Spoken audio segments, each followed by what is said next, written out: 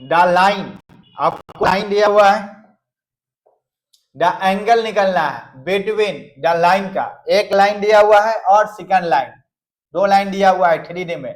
Standard form of the line, आपको 3D का equation क्या है, x minus x1 divided by a is equal to y minus y1 divided by b equal to z minus z1 divided by c।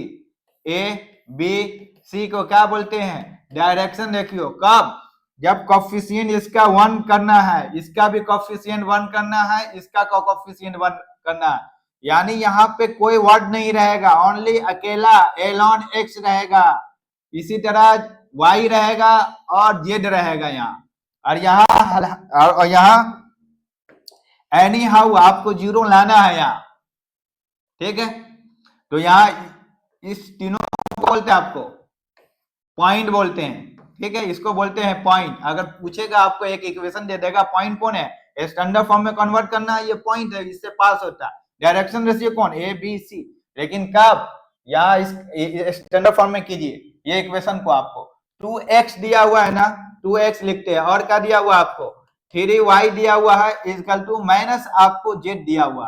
ये standard form में तो नहीं है 3D का इक्वेशन, तो क्या करना पड़ेगा, 2 और 3D है, यहाँ 1 है, तो 2 लेते हैं, 3 लेते हैं और 1 लेते हैं।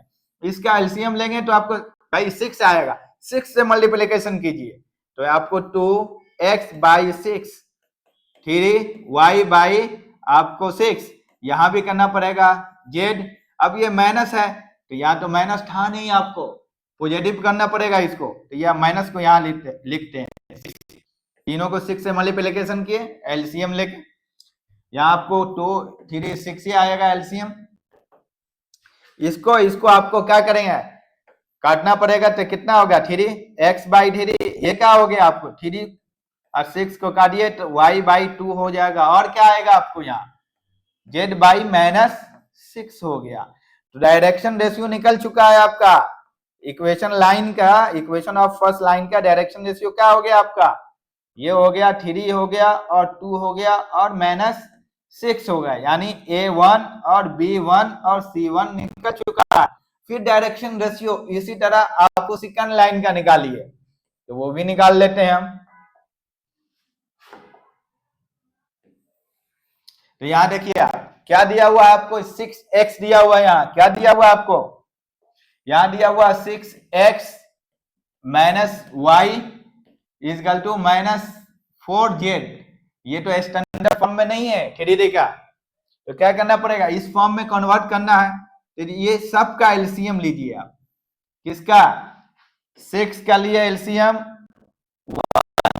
और 4 का लेते हैं, 2 से काटिए कितना हो गया, फिर 2 से काटेंगे तो 2, मल्टीप्लिकेशन कीजिए 6, फिर आपका 12, यानी 12 से सबको मल्टीप्लिकेशन कर दिए, तो 6 बाई 12, y है ना, हमको क्या करना, y को पॉजिटिव में रखना है, तो यहाँ नीचे माइनस करते हैं और 12 से डिवाइड, यहाँ भी आपको z माइनस को नीचे कर दीजिए और यहाँ 4 रहने दीजिए और 12 से डिवाइड कीजिए। अब काटिए नीचे ऊपर, तो क्या बचेगा, x बाई 2 बचा, और क्या बचा, ये आपको y बाई माइनस 12 बचा है, कुछ नहीं, कोफिशिएंट 1 है।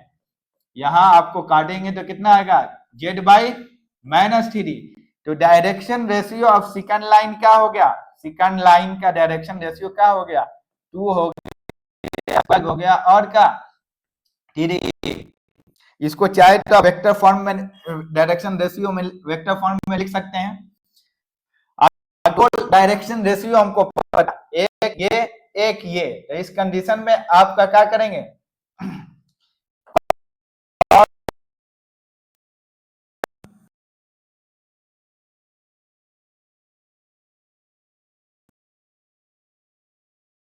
बाई इसका डायरेक्शन रेशियो का मैग्नीट्यूड, यानी आपको 3 का स्क्वायर और प्लस 2 का स्क्वायर और माइनस 6 का स्क्वायर, माइनस 6 जाएगा स्क्वायर रहेगा तो खत्म हो जाएगा, माइनस इवन नंबर है।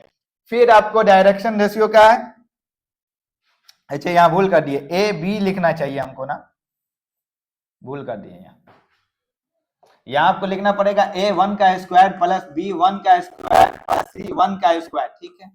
फिर लिखना आपको a2 का स्क्वायर प्लस b2 का स्क्वायर और प्लस c का स्क्वायर। इसी तरह आप वैल्यू a1 वैल्यू पता है क्या है, क्या है a1 3 है, b1 c1 एक ही डायरेक्शन रेशियो में निकल गया, a1 b1 c1। इसी तरह ये b1 का वैल्यू, ये a1 a2 का वैल्यू, b2 का वैल्यू, c2 का वैल्यू यहाँ पुट करेंगे आप। तो इस तरह पहले हम निकलते हैं। आपको अगर इसमें पूछ लेगा पॉइंट क्या है, किस पॉइंट से पास हो रहा है इस इक्वेशन में, तो x1 नहीं है इसमें, तो 0 से, यहां नहीं है तो ये भी 0 से पास हो रहा है, z यहां नहीं है तो 0, -0 नहीं लिखेंगे, ठीक है। तो आप a1 a2 का वैल्यू फाइंड कीजिए डायरेक्शन रेशियो पर टाइम को। सबसे पहले a1 a2 का, तो हम a1 a2 plus b1 b2 plus c1 plus into c2, आपको ये वैल्यू फाइंड करना है। a1 का वैल्यू क्या है आपको देखिए तो 3 है, 3 लिखते हैं। a2 का वैल्यू क्या है 2 है, 2 लिखते हैं। प्लस है यहाँ, प्लस लिखे। b1 का वैल्यू क्या है 2 है, b2 का वैल्यू यहाँ आएगा -12 आएगा, 12। फिर आपको c1 का वैल्यू है आपको 6 लिख दिए आपको 6, और क्या है आपको 6 नहीं है, -6 है, -6 है, और यहाँ आपको c2 का -3 है, ठीक है। इसको मल्टीप्लिकेशन करेंगे तो 6 प्लस इंटू माइनस, माइनस हो जाएगा 24, ये आपको minus into minus plus, plus into plus 18 हो जाएगा आपको।